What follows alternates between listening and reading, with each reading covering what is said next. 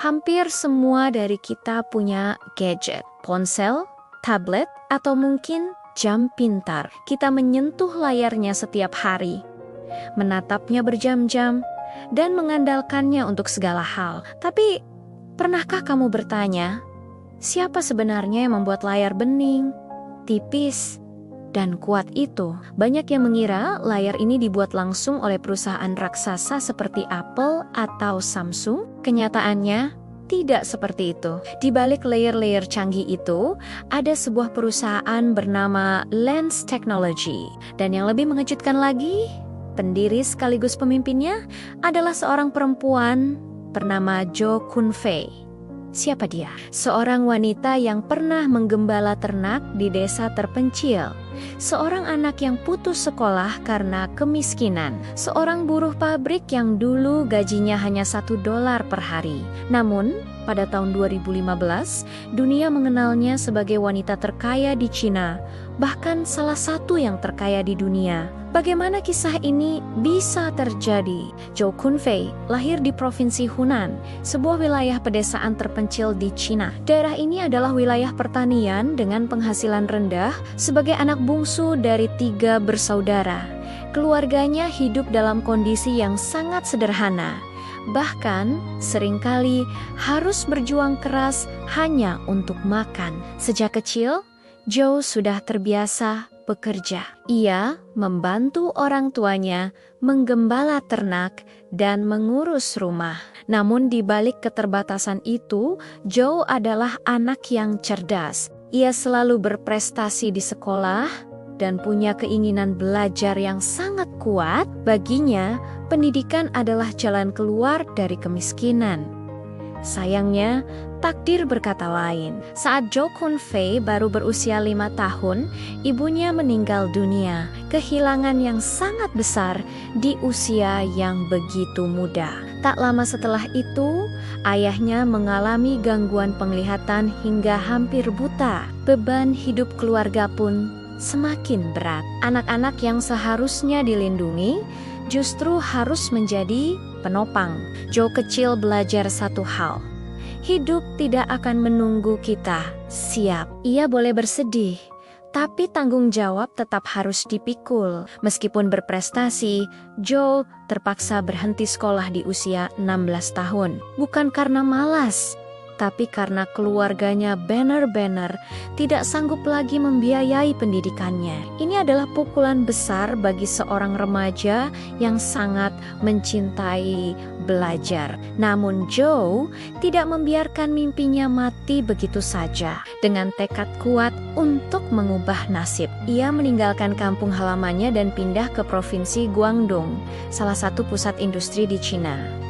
Di sanalah babak baru dalam hidupnya dimulai. Jo bercita-cita menjadi seorang desainer, namun realitas berkata lain. Dengan ijazah yang tidak tuntas, pilihannya sangat terbatas. Ia akhirnya diterima bekerja sebagai buruh pabrik kaca dengan gaji sekitar $1 per hari. Jam kerja panjang, lingkungan keras, dan tekanan yang tinggi. Hari-harinya dihabiskan berdiri, bekerja dengan mesin, mengulang gerakan yang sama, dan pulang dalam kondisi sangat lelah. 3 bulan pertama menjadi masa yang sangat berat. Jo merasa tertekan dan hampir menyerah. Ia bahkan sudah menulis surat pengunduran diri. Namun, sesuatu yang tidak terduga terjadi. Ketika Jo mengajukan surat pengunduran dirinya, bosnya justru melarangnya keluar. Sang bos melihat sesuatu yang berbeda dalam diri Jo. Ketelitian, kecepatan belajar, dan rasa tanggung jawab yang tinggi. Alih-alih mengizinkan Jo pergi, bosnya malah menaikkan jabatannya. Untuk pertama kalinya, Jo menyadari satu hal penting. Kerja keras yang konsisten tidak akan pernah sia-sia. Ia pun bertahan. Ia belajar lebih dalam tentang kaca, teknik pemolesan, ketahanan material, dan standar kualitas. Tanpa ia sadari, pengetahuan inilah yang kelak akan mengubah hidupnya selamanya. Namun Cho tahu, bertahan sebagai buruh selamanya bukanlah tujuannya. Ia tidak mau menghabiskan hidup hanya sebagai pekerja tanpa kendali atas masa depannya.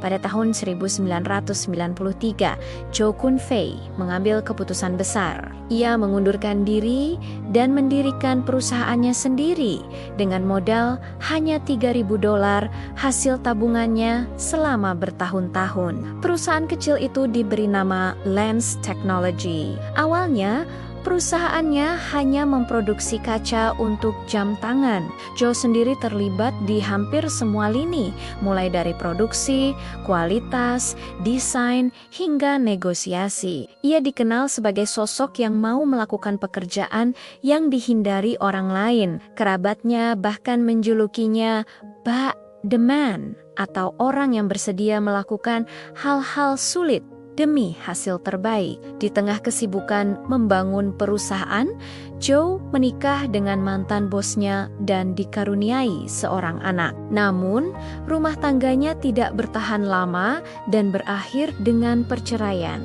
Beberapa waktu kemudian, Joe menikah lagi dengan teman lamanya semasa menjadi buruh pabrik dan kembali dikaruniai seorang anak. Meski kehidupan pribadinya tidak selalu mulus, Joe tetap fokus pada satu hal, membangun masa depan lewat kerja keras. Tahun 2003 menjadi titik balik terbesar dalam hidup Cho Kun Fei. Suatu hari, ia menerima telepon dari perusahaan ponsel Motorola. Mereka sedang mencari pemasok layar kaca berkualitas tinggi untuk ponsel baru mereka. Saat itu, kebanyakan layar ponsel masih memakai plastik yang mudah tergores dan tampak buram. Joe melihat ini sebagai peluang emas. Tanpa ragu, ia menyanggupi tantangan tersebut. Keputusan itu terbukti sangat tepat. Layar kaca produksi Lens Teknologi jauh lebih jernih, kuat, dan elegan. Motorola sangat puas, dan nama Lens Teknologi pun mulai dikenal di industri. Kesuksesan dengan Motorola membuka banyak pintu baru. Produsen ponsel besar lainnya mulai berdatangan, mulai dari HTC, Nokia, Samsung, hingga akhirnya Apple. Permintaan melonjak drastis.